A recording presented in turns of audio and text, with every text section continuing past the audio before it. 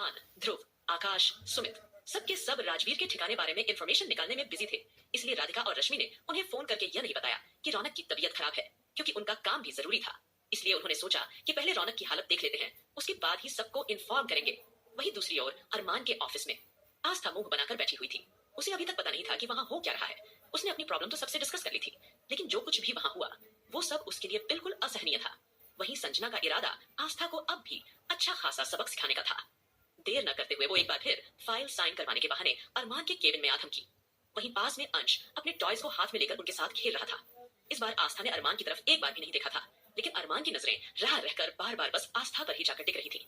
फिलहाल जैसे ही संजना वहां आई, उसने जल्दी से फाइल आगे बढ़ाई और हल्की सी स्माइल करते हुए बोली, सर आपको यहाँ सिग्नेचर करने होंगे। ये बोलकर संजना बहाने से अरमान के पास जाकर खड़ी हो गई। आस्था ने उसे तिरछी नजरों से देखा, फिर पूरी तरह इग्नोर कर दिया। संजना वहां खड़ी होकर आस्था को देखकर अजीब तरीके से मुंह बना रही थी, जैसे वो कहना चाह रही हो, देखो मैं तुम्हारे पति के कितने करीब खड़ी हूँ। तभी अचानक गर्मा गर्म कॉफी कहते हुए एक शख्स अपने हाथों में कॉफी पकड़े वहां आ धमका। वो कोई और नहीं बल्कि अबीर सिंह राठौड़ था। अबीर को अपने ऑफिस में देखकर अरमान की आंखें गुस्से से सुलग गई और एकदम से उसका मुंह बन गया। वहीं संजना अबीर को देखकर थोड़ा सकपका गई थी। उसने सोचा, अब ये कौन आ गया। असल में संजना को अबीर के बारे में कुछ खास जानकारी नहीं थी। अबीर के वहां आते ही आस्था ने अरमान के चेहरे को तिरछी नजरों से देखा और अगले ही पल आस्था ने अपनी आंखें एकदम चौड़ी करके अबीर की ओर देखकर एक मुस्कान दी और मुस्कुराते हुए उसने अबीर के हाथ से वो कॉफी ले ली। फिर अबीर एकदम से एक्साइटेड होकर आस्था की ओर देखकर बोला, वाह, मैंने तो सपने में भी नहीं सोचा था कि तुम मुझे ऐसे यहाँ मिल जाओगी। वैसे भी मैं तुम्हारे साथ थोड़ा टाइम स्पेंड करना चाहता था और तुम हो कि यहाँ ऑफिस में बैठी हो, तो मैं तुम्हें ढूंढते हुए यहाँ चला आया। फिर उसने मजाकिया अंदाज में पूछा, वैसे आज मुझे तुम्हारे साथ वक्त बिताने का मौका तो मिलेगा ना। ये बोलकर अबीर वहीं बैठ गया। अपने ऑफिस में अबीर की मौजूदगी महसूस करके अरमान के तन बदन में आग लग गई। अब आस्था स्माइल करते हुए अबीर के साथ कॉफी पी रही थी और उसे यहाँ वहां की बातें बता रही थी, जिसे देखकर अरमान और ज्यादा तिलमिला उठा। वो एकदम से खड़ा हुआ और अबीर पर बरसते हुए बोला, अबीर सिंह राठौड़, तुम्हारी हिम्मत कैसे हुई इस तरह मेरे ऑफिस में आने की। ये अरमान सिंघानिया का ऑफिस है, कोई कॉफी शॉप नहीं जहाँ तुम आराम से बैठकर कॉफी पीते हुए गप्पे हाँक रहे हो। इस पर अबीर शांति से मुस्कुराया और अरमान की बात को हंसी में टालते हुए बोला, अरे भाई, इसमें इतना गुस्सा करने की क्या बात है, हम तो अच्छे खासे दोस्त हैं ना। और वैसे भी मैं यहाँ सिर्फ अपनी बटरफ्लाई के साथ थोड़ा टाइम स्पेंड करने आया हूँ। और हाँ, मैंने सुना है कि तुम्हारी याददाश्त चली गई है। घर के सभी लोग इस बात को लेकर दुखी हैं, लेकिन मुझे तो बहुत खुशी है। कम से कम अब तुमने अपनी याददाश्त जाने के बाद मेरी बटरफ्लाई को अकेला तो छोड़ा। और फिर अबीर अरमान को मजाकिया अंदाज में देखकर बोलता है, वरना जब देखो इसे अपने पास में बैठा कर रखते थे। पता है कितना पॉजिटिव रहते थे तुम आस्था के लिए, लेकिन अब देखो, अब तो तुम इसे अपनी आंखों के सामने देखना भी नहीं चाहते। और वैसे भी तुम्हें देखकर लगता है कि तुम अब जिंदगी में आगे बढ़ना चाहते हो। और तुम्हारी सेक्रेटरी को देखकर लग रहा है कि जैसे तुम उसके कुछ ज्यादा ही क्लोज हो।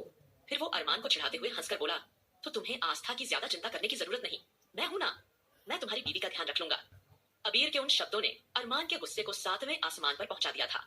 उसने अबीर के हाथ में पकड़े कॉफी के कप को जमीन पर पटका और अगले ही पल वह अबीर पर चिल्लाने लगा, भले ही मेरे पास मेरी कुछ सालों की यादें ना हो, भले ही मुझे ये याद ना हो कि ये लड़की मेरी बीवी है, लेकिन इसका नाम फिर भी अरमान सिंघानिया के साथ जुड़ा हुआ है। जब तक इसका नाम मेरे साथ जुड़ा है तब तक कोई इसके बारे में सोच भी नहीं सकता, समझे तुम।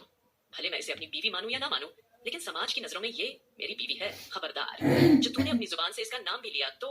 जैसे ही अरमान ने सबके सामने अबीर को यह चेतावनी दी, आस्था को ऐसा लगा जैसे उसके दिल में खुशी की लहर दौड़ गई हो, लेकिन उसने अपने दिल की बात को चेहरे से जाहिर नहीं होने दी।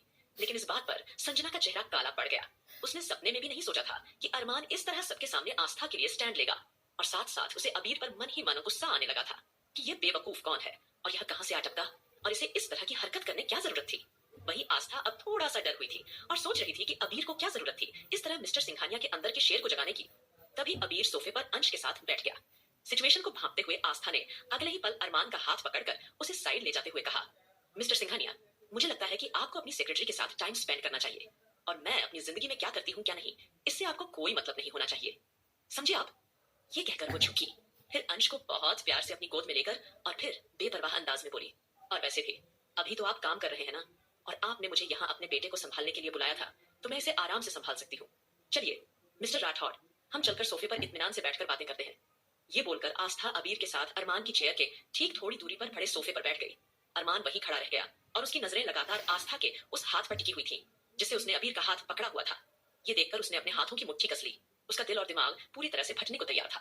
वहीं संजना आगे बढ़कर अरमान का हाथ थामते हुए बोली, सर शांत हो जाइए, आपको इस तरह स्ट्रेस नहीं लेना चाहिए। लेकिन अरमान को संजना का इस तरह उसका हाथ पकड़ना बिल्कुल भी पसंद नहीं आया। उसने तुरंत संजना का हाथ झटक दिया और अगले ही पल उसे झिड़की देते हुए बोला, अपना हाथ अपने पास रखो, मुझे तुम्हारा स्पर्श जहर लगता है। इतना बोलकर अरमान गुस्से में अपने लैपटॉप पर काम करने लगा। संजना ने गुस्से से दांत भींचते हुए मन में कहा, मानना पड़ेगा आस्था, तुम तो बहुत पक्की खिलाड़ी निकली। लेकिन अब चाहे कुछ भी हो जाए, तुम्हारे पति को तो मैं अपना बनाकर ही रहूंगी। ये कहकर उसने जल्दी से किसी को टेक्स्ट मैसेज भेजना शुरू कर दिया। वहीं दूसरी ओर राधिका और रश्मि आनंद फानन में वापस मेंशन पहुंचती है। जैसे ही वे वहां आई, उन्होंने देखा कि रौनक दर्द से तड़प रही है। रश्मि ने तुरंत रौनक की स्थिति चेक की, फिर नानी माँ की ओर एकदम से देखकर बोली, अब देर नहीं कर सकते, बच्चा डिलीवर होने वाला है। ये सुनकर नानी माँ के चेहरे पर हल्की सी मुस्कुराहट उभर आई। फिर वह चिंतित होकर बोली, मुझे पहले ही रौनक के चेहरे को देखकर लग रहा था कि कुछ न कुछ गड़बड़ है। शायद उसे दर्द हो रहा था, लेकिन घर में इतना ड्रामा हुआ कि इसने अपना दर्द छिपा लिया। चलो फटाफट इसे लेकर हॉस्पिटल चलते हैं। सिचुएशन को भांपते हुए दादाजी अभिमान जी ने कार निकाल ली थी और सब लेकर वह तुरंत हॉस्पिटल की ओर रवाना हो गए। वहीं दूसरी ओर वंशिका सीधे अपने प्रोफेसर के घर जा पहुंची थी।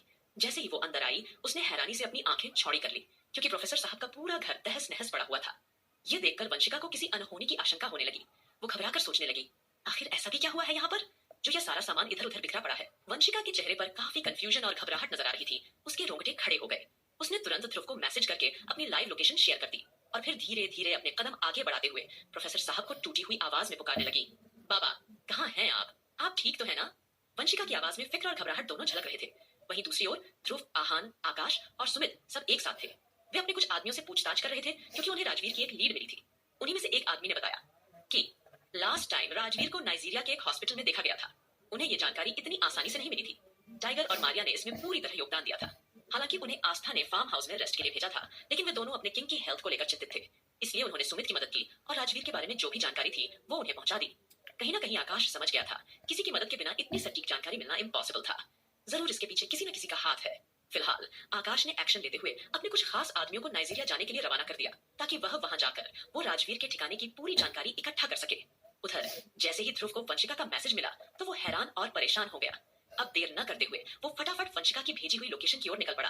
वहीं दूसरी ओर राधिका ने देर न करते हुए रौनक की कंडीशन के बारे में सबको ग्रुप में मैसेज कर दिया, हम रौनक को लेकर अस्पताल आए हैं।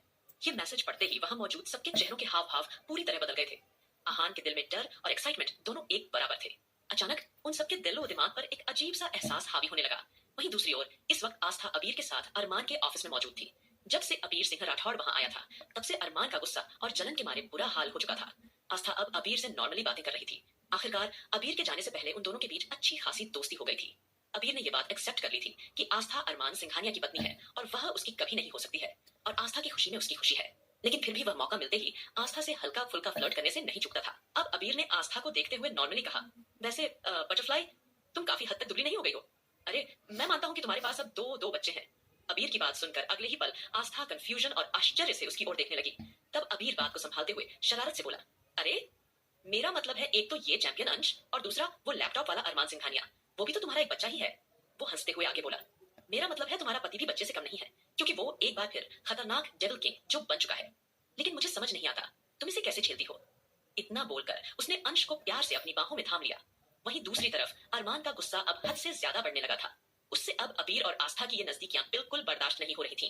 अचानक उसने अपने टेबल पर हाथ मारा और अपनी आवाज में गुस्सा भरते हुए संजना से बोला, तुम यहाँ खड़ी खड़ी मेरा मुंह क्या देख रही हो?